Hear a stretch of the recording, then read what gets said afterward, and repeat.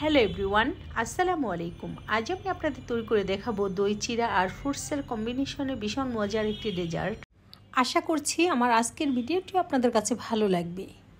তো দই চিরা তৈরি করার জন্য এখানে আমি 1 কাপ পরিমাণ চিরা নিয়ে নিচ্ছি। আর এটা লাল চিরা লাল অথবা সাদা যে কোনো একটা হলেই হবে। এখন এই চিরাগুলো খুব ভালো করে কষলিয়ে ধুয়ে নিচ্ছি। আর এটা খুব ভালো করে ধুয়ে নিতে হবে। আর এই চিরা ধোয়ার আগে আমি খুব ভালো করে বেছে পরিষ্কার করে নিয়েছি। এখন এই চিরাগুলো একটি বাটির মধ্যে নিয়ে আধা কাপ পানি দিয়ে ভিজিয়ে রাখবো। আর এটা ভিজিয়ে রাখলে ফুলে ডাবল হয়ে যাবে। আর দই চিরাতে দেওয়ার জন্য আমাদের আরও লাগবে দুধ। তো এখানে আমি 4 কাপ পরিমাণ গরুর দুধ নিয়ে নিচ্ছি। আর এই দুধ আগে থেকে হালকা জাল করা। আর এই 4 কাপ দুধের মধ্যে দিয়ে দিচ্ছি আমি আধা কাপ পরিমাণ চিনি দিয়ে দুধ আর চিনি একসাথে মিশিয়ে এক সাইডে রেখে দিচ্ছি। আর দই চিরাতে দেওয়ার জন্য এখানে আমি কিছু ফ্রুটস আর ড্রাই ফ্রুটস নিয়েছি কিছু কিশমিশ, চেরি আর ছোট ছোট টুকরো করা খেজুর আর আঙুর।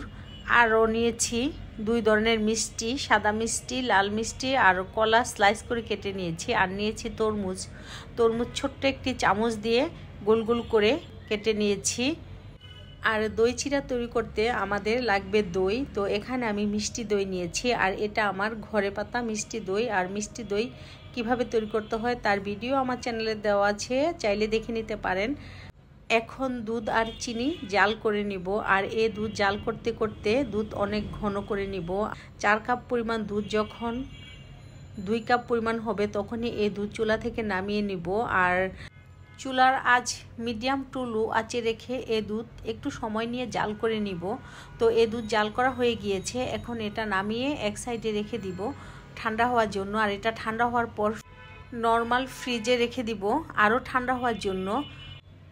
এদিকে ভিজিয়ে রাখা চিরাগুলো ফুলে ডাবল হয়ে গিয়েছে। আর চিরা আমি যতটুকু পানি দিয়ে ভিজিয়েছিলাম সেটাতে এটা খুব ভালো করে ভিজে গিয়েছে। আর ভিজে যাওয়ার পর এটার মধ্যে কোনো এক্সট্রা পানি নেই। এখন এই চিরাগুলো আমি হাত দিয়ে কষলিয়ে একটু ভেঙে নিব। আর এইভাবে ভেঙে নিলে এটা খেতে ভালো লাগে। এরপর এর মধ্যে দিয়ে দিব খুব সামান্য পরিমাণ লবণ, তারপর দিয়ে দিব পরিমাণ মতো দই দেওয়ার পর এর মধ্যে দিয়ে দিব জাল করা ঘন ঠান্ডা দুধ।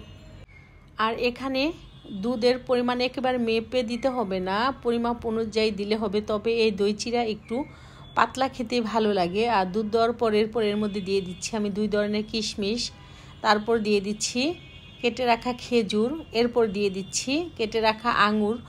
আর এই দই চিরার মধ্যে অতিরিক্ত ফল না দিলেও চলবে, অল্প ফল দিয়ে এটা খেতে ভালো লাগে। তো আমার কাছে খেজুর আর কিশমিশ দিয়েও এই দই চিরা খেতে অনেক বেশি ভালো লাগে। এখন এই দই চিরা আমি একটি বাটির মধ্যে সার্ভ করে নিব। আর এই দই চিরার মধ্যে আমি যেসব ফল দিয়েছি আপনাদের ইচ্ছে হলে সেটা নাও দিতে পারেন। আমি শুধুমাত্র দেখা সৌন্দর্যের জন্য কালারফুল ফলগুলো ব্যবহার করেছি। এটা ফল ছাড়াও খাওয়া যায়, শুধু দই আর দুধ দিয়ে তৈরি করলেও দই চিরা খেতে অনেক বেশি ভালো লাগে। তো আমি এই দই চিরার মধ্যে কলা মিশাইনি, কারণ কলা দিলে এটা বেশিক্ষণ রাখা যায় না। তাছাড়া আমার বাচ্চারা দই চিরার মধ্যে কলাটা খেতে পছন্দ করে না, সেজন্য কলা আমি শুধু ডেকোরেশনের জন্য ব্যবহার করছি।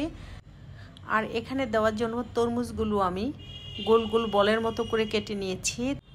তো দই চিরার বাটিটি সাজানোর সময় প্রথমে আমি 2 সাইডে 2টি কলা দিয়ে তারপর তরমুজের বলগুলো দিয়ে এর উপর আঙুর, তারপর খেজুর, তারপর কিশমিশ দিয়ে ডেকোরেশন করেছি।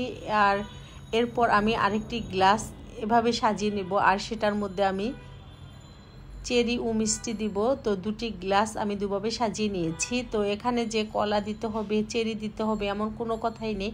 আপনাদের ঘরে যেই ফল থাকবে সেটা দিয়ে করে নেবেন। তবে অতিরিক্ত টক ফল এর মধ্যে দেওয়া যাবে না, একটু মিষ্টি ফল হলেই এটা খেতে বেশি ভালো লাগে।